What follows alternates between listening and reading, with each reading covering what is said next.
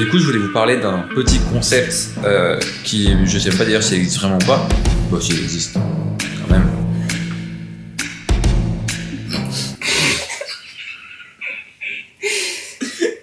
Oh, sois déçu, bordel. Hello tout le monde, bienvenue dans une nouvelle vidéo. Alors, oh putain, j'ai tapé la caméra. Je vais me mettre sur le canapé. Il y a un truc qui est hyper important dans le marketing digital et à mon avis c'est vrai dans quasiment tous les domaines. C'est que si tu veux continuer à performer et à être vraiment bon dans ce que tu fais, t'as intérêt à suivre l'actualité de très près et du coup de mettre en place une veille d'information qui fonctionne très bien. Pour donner un exemple, nous dans le domaine de Google Ads, donc il y a un domaine quand même très précis, on est très focalisé sur un seul canal. Rien que la semaine dernière, il y a eu 8 ou 9 nouveautés, je sais plus. Florian a fait un très bon post LinkedIn d'ailleurs pour énumérer les nouveautés qu'il y a eu la semaine dernière. Et là, ce matin, on a eu rendez-vous avec un freelance pour tout simplement voir s'il pourrait correspondre pour déléguer un petit peu les tâches de Lucie, étant donné le déboire d'il y a 2 épisodes. Il était vraiment très bien. La seule problématique qu'on a rencontrée, c'est qu'il n'était pas forcément au courant des dernières nouveautés sur Google Ads. Alors, les nouveautés de la semaine dernière, quand même pas, mais il n'était pas au courant des nouveautés qui étaient sorties il y a 2 ou 3 semaines, peut-être un mois même d'ailleurs. Donc notamment Demand Gen pour ceux qui connaissent un petit peu. Ce qui est assez problématique dans notre domaine, tout simplement parce que si un client vient et te parle d'une nouveauté Google Ads, t'as tout intérêt à savoir de quoi il parle et encore mieux, de pouvoir lui expliquer à quoi ça sert, de pouvoir lui expliquer un petit peu s'il a des questions. En gros, que tu sois un peu la doc vivante des nouveautés Google Ads. Ça veut pas dire qu'il faut absolument tout connaître sur le bout des doigts, mais au moins t'es capable d'avoir une conversation avec quelqu'un et d'en savoir un tout petit peu plus que lui, juste en lisant les actualités, etc.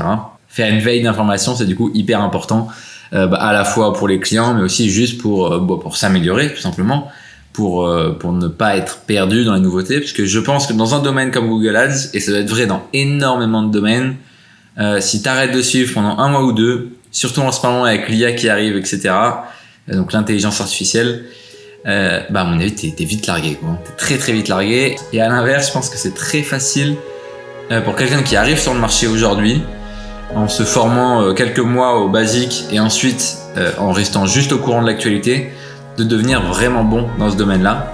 Bon là, je commence à être habitué, il y a la musique normalement du générique qui est partie depuis un petit moment, donc générique. Nous, c'est Florian et Alexandre et on vous embarque dans notre aventure entrepreneuriale, la création et le développement de notre agence Google Ads, Lutti. Chaque semaine, on vous partage nos défis et les solutions qu'on trouve pour les surmonter. Des échecs, des réussites et des apprentissages. Bienvenue dans un nouvel épisode de l'aventure Lutti.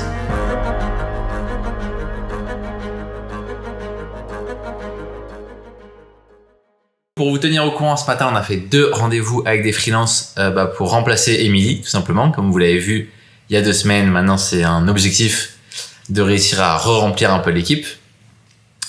Mais ça va pas être le sujet de cette semaine. Ce sujet, on le gardera pour quand on aura trouvé quelqu'un, je pense. Et comme ça, on vous expliquera un petit peu tout le déroulé, tout le processus qu'on a mis en place, etc. Pourquoi je parle là, j'en sais rien. J'aime bien marcher avec la caméra. Et du coup, cette semaine, je me suis dit que ça pouvait être intéressant de parler de la veille d'information. L'idée de parler de la veille d'information, c'est une idée qu'on avait en tête depuis un petit moment avec Flo, parce que c'est vital en vrai quand on fait de l'entrepreneuriat. Et du coup, je voulais vous parler d'un petit concept qui, je sais même pas d'ailleurs s'il existe vraiment ou pas. Bon, s'il existe, quand même. Bon, bref. C'est les différents types de veille. Pour moi, il y a 2 types de veille qui sont très différentes et qui valent le coup aussi bien l'une que l'autre, mais il faut veiller à ne pas se concentrer uniquement sur une des 2. Vous allez vite comprendre. En gros, pour moi, il y a la veille froide et la veille chaude. La veille froide, ça va être toutes les actualités un peu de fond. Grosso modo, c'est des actualités qui datent un petit peu, d'une semaine ou 2, mais du coup qui sont très bien documentées. Et surtout, c'est une veille qui est faite uniquement avec des informations fiables.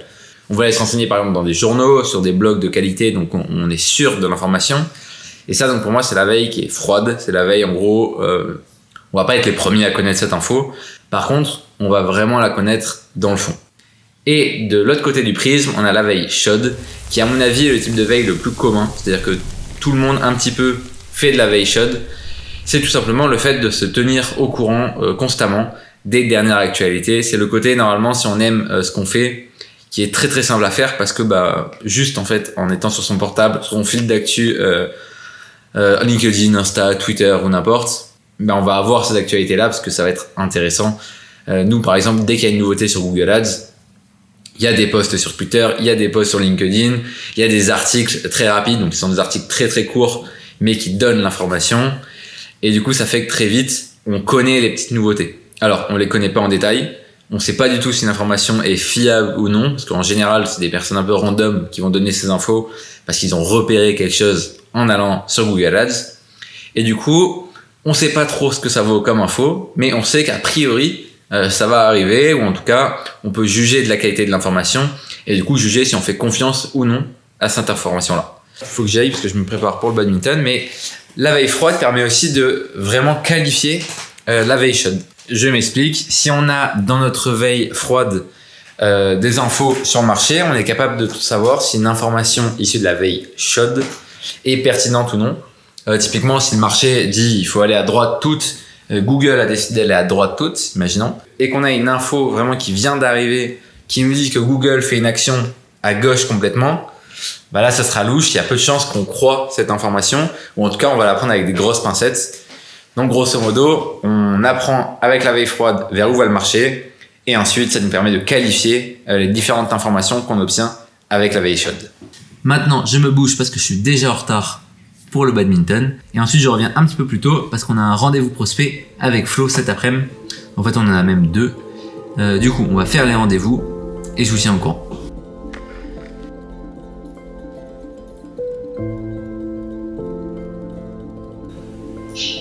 Allez, hein. On peut commencer. Je veux bien une petite presse de ce que vous faites pour commencer. Moi, je suis arrivé dans la boucle de Laurent. Présenter un peu les sections, puis après on présente les besoins si ça vous va. Ça marche. Florian, je te laisse présenter le...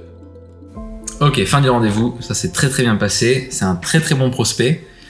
C'est un prospect qu'on a eu via LinkedIn. Ça s'annonce très intéressant parce que c'est un prospect qui a des gros objectifs pour 2024, avec notamment une internationalisation, donc beaucoup de défis à relever. Et franchement, c'est un domaine qui est bien cool. Là, du coup, on va avoir les accès au compte Google Ads du prospect pour fournir un audit qu'on fera à la fin de cette semaine. Donc, fin de cette semaine, audit et proposition. Ensuite, il y a les audiences. Il faut créer beaucoup plus d'audiences. Parce que là, il n'y a que les audiences traditionnelles de ads.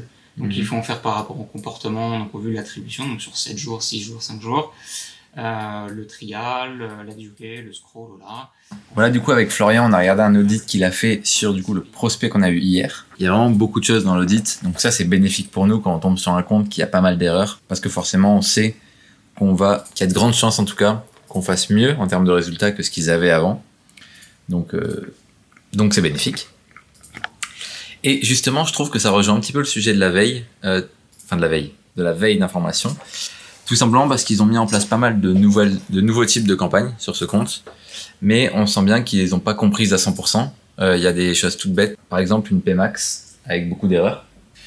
À mon sens, c'est des petites coquilles fondamentales.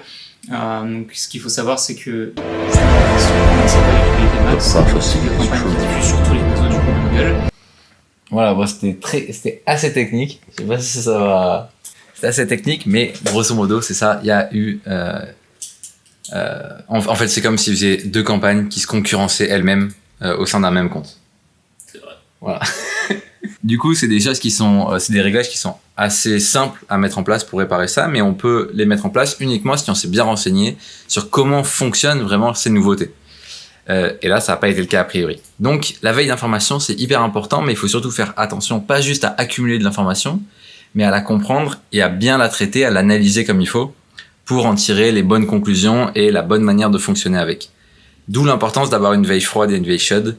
C'est-à-dire qu'on va récupérer plein d'infos, on va les traiter suffisamment bien pour savoir ce qui est intéressant à mettre en place ou non, et savoir aussi ce qu'on maîtrise à 100% et ce qu'on maîtrise pas encore assez bien pour l'ajouter sur un compte client dans notre cas. Et il y a un autre truc aussi, c'est pour réussir sa veille, c'est hyper important de se concentrer sur juste quelques sujets.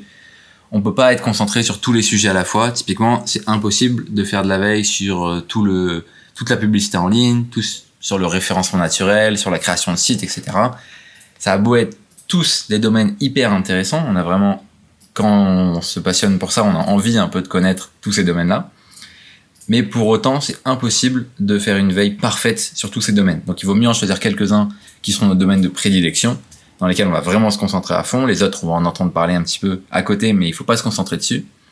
Parce que sinon, le risque qu'on peut avoir, c'est d'accumuler beaucoup trop d'informations, de pas bien la traiter, ou alors de passer du temps à la traiter, mais du coup, on va pas passer de temps du tout à produire des choses pour nos clients, et on va passer toutes nos journées à faire de la veille, ce qui n'est pas très rentable. Le plus rentable, c'est de passer un peu de temps à faire de la veille, et ensuite, utiliser ce qu'on a appris dans notre métier. T'es d'accord ? Oui. On va avoir un rendez-vous là du coup avec une freelance pour rejoindre l'équipe Lutti, pour rejoindre l'aventure Lutti même d'ailleurs. Donc là on a préparé quelques questions. On a déjà eu quelques rendez-vous avec des freelances, je vous en avais parlé en début de vidéo. Pour l'instant, on n'a pas eu de freelance qui nous a convaincus à 100%. On espère, du coup aujourd'hui on a 2 nouveaux rendez-vous, on espère que ça va bien se passer et qu'on va trouver la perle rare qui nous correspondra, parce que sinon ça repousse du coup à la semaine prochaine la recherche de freelance. Donc voilà, ça nous ferait prendre un peu plus de temps que ce qu'on avait prévu à la base pour trouver un freelance. Mais du coup, on verra fin de cette journée s'il y a quelqu'un d'intéressant ou non.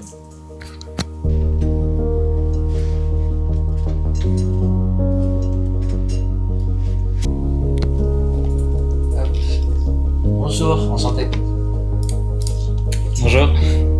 Ce que je te propose, c'est qu'on te présente un petit peu donc l'agence Lutti, et puis après on pourra échanger par rapport à toi, les besoins, etc. Ça te va ? Super. Du coup, donc nous, on est l'agence Lutti, on est basé à Lyon. Hop là. Bon, fin du rendez-vous, ça s'est très bien passé, c'est un profil qui est très intéressant. D'ailleurs, c'est rigolo parce qu'elle nous a parlé de veille, comme par hasard, le sujet de la vidéo. Elle nous a dit qu'elle faisait bien sa veille sur Google Ads. Et en plus qu'elle regardait les vlogs, donc elle a beaucoup d'avantages. Mais il y a quand même une petite problématique, c'est qu'elle a très très peu au final d'expérience en freelance pour Google Ads. Elle a une bonne expérience en tant que salariée de s'occuper du coup de Google Ads pour sa boîte. Mais on se dit que ça peut être quand même un peu problématique, en tout cas au début, le fait qu'elle n'ait pas encore géré de relations clients en rapport avec Google Ads, vu que c'est quelque chose qui est assez technique. Voilà, on est en réflexion un petit peu sur ça. Là, ce qu'on fait quand même, du coup, dans le doute, c'est qu'on fait une seconde sélection, parce que le rendez-vous de cet après-midi a été annulé par la personne, et du coup, on préfère se voir un peu plus de monde avant de faire notre choix. En dehors de ça, parlons veille, le sujet de la vidéo quand même. Un truc qui est intéressant, souvent quand on parle de veille, c'est de parler des outils qu'on utilise. Il y a pas mal d'outils qui existent, qui sont spécialisés dans la veille d'information. Ni Florian ni moi n'utilisons vraiment des outils faits pour ça. Nous, ce qu'on utilise plutôt, c'est les réseaux sociaux, Google Discover, et les journaux plus classiques type Le Monde, etc. Ou même le blog du modérateur, par exemple, qui ont des bons contenus. Du coup, si on veut répartir dans les mêmes catégories qu'on a vu tout à l'heure, veille froide, veille chaude, en veille chaude, on aurait les réseaux sociaux comme Twitter, et en partie LinkedIn aussi. Même si LinkedIn, ça va dans les 2 catégories. Google Discover, ça serait dans la même idée, veille froide, veille chaude aussi, parce qu'il y a des articles dans quasiment tous les sujets, à la fois dès que ça vient de sortir et à la fois des sujets beaucoup plus poussés. Et ensuite pour la veille froide, ça va être des journaux et du coup aussi un petit peu LinkedIn. T'as fait ta veille aujourd'hui ? Moi j'ai fait ma veille. Ok. Quoi de nouveau aujourd'hui ? Moi ma veille je la fais la veille. Et du coup ce qui se passe la nuit, tu fais quoi ? Moi j'ai fait le matin. Oui c'est vrai ça. Quand est-ce qu'on fait notre veille ? Quand est-ce qu'on fait notre veille ? Ouais, quand est-ce qu'on fait notre veille ? Non, en vrai de vrai, moi je la fais le matin. Moi j'ai fait le matin en réveil. C'est la première action que je fais. Et quand je prends mon petit déj. Moi c'est au lever du lit et ensuite le petit déj. Ouais. Moi c'est la première action que je fais quand j'arrive au bureau. Ah c'est quand t'arrives ici toi ? Ouais. Ok. Non en général c'est... je sais pas, quand moi je suis en train de faire un truc ou quoi, petit Google Discover. Et comme ça je vois les gros titres un petit peu de l'actu. Et ensuite LinkedIn au petit déj. Mais voilà, moi du coup c'est beaucoup le matin, Flo aussi. Ensuite c'est un petit peu ensuite c'est un petit peu toute la journée au final, pendant les pauses ou pendant. Ouais, dès qu'il y a des actus. Ouais. En même, il y a LinkedIn qui est toujours ouvert en vrai dans un onglet ou quoi. Ouais. Et après un peu le soir. En fait en général il y a pas de moment type. Il y a le matin oui, dans la journée un petit peu et le soir aussi. Donc au final, peu toute la journée, la veille ne s'arrête jamais, la veille ne dort pas. Là ça part en shooting photo pour la miniature de l'épisode 2. Vous avez un peu les dessous des dessous de Lutti.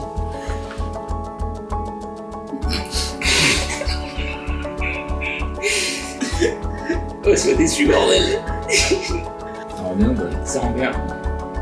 C'est bon ou pas? C'est bon. Il y en a une qui est potable. Je pense que les dernières, elles sont pas mal. C'est la photo de classe.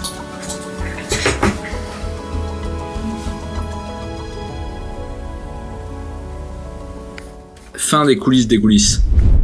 Ensuite, pour la partie audit, faut compter, je pense, au vu du taf qu'il y a à faire, une bonne semaine, 7-10 jours, je pense, honnêtement, en prenant large. Donc ça, c'est pour tout le réglage, la mise en place, donc tout ce que j'ai présenté. Ouais. Hyper Bah, intéressant. En gros, là, actuellement, c'est une stratégie qui est basée sur ce qu'on a déjà vu du compte, etc. Et des informations qu'on a. Nous, l'idée, c'est que toutes nos stratégies, elles avancent en fonction des résultats qu'on obtient, en fonction de vous, votre stratégie que vous voulez mettre en place, etc. Donc, c'est absolument pas figé dans le temps. Bon, on vient de finir le rendez-vous. Ça s'est trop bien passé. C'était hyper intéressant. Le compte est passionnant. Flo, il a, du coup, exprimé l'audit.